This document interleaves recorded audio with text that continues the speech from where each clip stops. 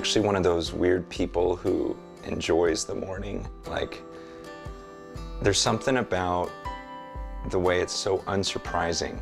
Like, the moment I leave the house, I have no idea what's going to happen, but every morning has this simplicity, this routine, this consistency about it.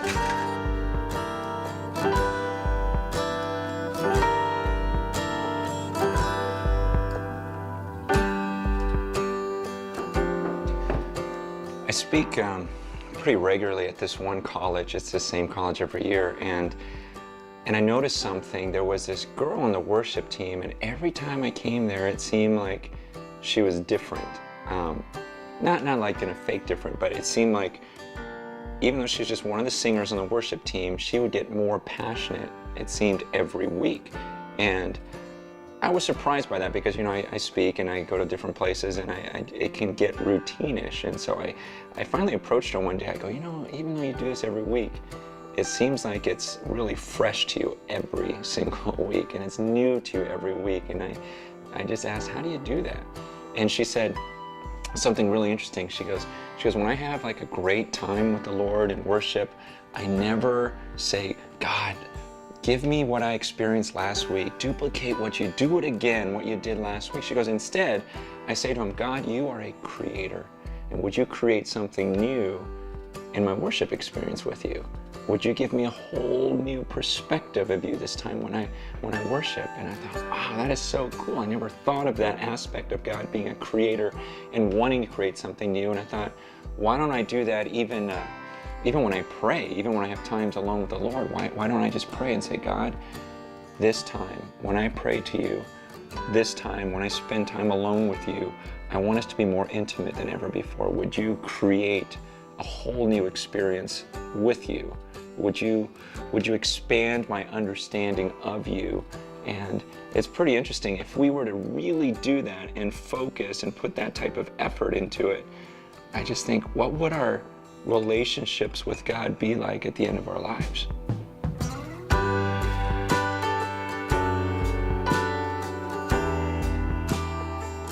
When I was growing up, I remember every night we'd sit around the dinner table and my dad would make us pray every night before we ate.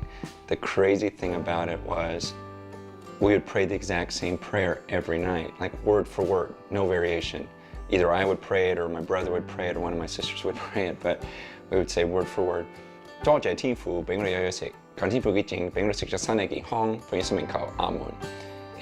know that means nothing to you, but every night, word for word, and so it became this pattern, and it got to a point where I would pray it before breakfast, before lunch. Every time before I ate, I would have to pray that magical Chinese prayer of God bless this food, because I didn't want him to poison it. And I look back at that and I think, wow, that's so ridiculous. Without exaggerating, I bet you I prayed that prayer at least 5,000 times over my lifetime, word for word. In fact, I remember one time, and this was the stupidest thing. I remember being in junior high and I was embarrassed. I was embarrassed that I believed in God. I was embarrassed to pray, but I knew we're at lunch and we were at this amusement park. It was a field trip. I still remember it. We were at this place called Great America, and a bunch of my friends were at this table. We got our food and our drinks, and I'm thinking, I gotta pray before I eat, but I don't want anyone to see me. And so I still remember dropping my fork on purpose just so that I could bend over and pick it up. And on my way down, I'd be like, and no one would notice, and then I could eat my food. It's like, oh, good, it's blessed now. And you probably haven't done anything that stupid, but I think we all get into some sort of routine in our prayers to where it can become meaningless. Whether it's before meals, or maybe you have a morning devotional time and you almost just sink into this prayer mode without thinking about what you're doing. And I think it hit me when I was in high school. One time I was at this kind of Christian retreat, and early in the morning I got up to pray and have my devotional time with God. And I remember sitting down, started to pray, started to read, and then I looked across the field and I saw the camp speaker, the guy that was giving all the messages that week. And he was across the field and he was praying and reading. And for some reason in my mind, I started thinking, I bet you he prays differently than I do. Because, you know, as a kid, you look up to these guys that are at the pulpit and you think, wow, he's the speaker, he's the pastor, he must have such an amazing relationship with God. So I thought to myself, I bet you he prays differently. I bet you he is so close to God when he prays. I bet you he really thinks that he's in the presence of God. And so I thought to myself, okay, I'm going to pray like that this time.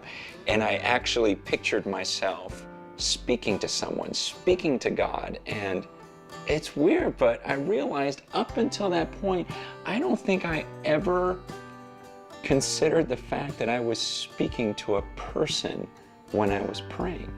It became this routine or ritual to me.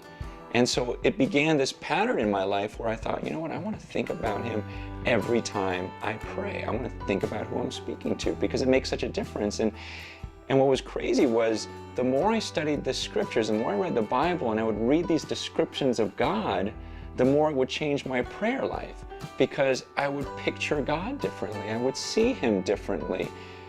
It's like I remember when I first studied Revelation chapter 4 and I read John's description of God, of what it was like when he was in heaven.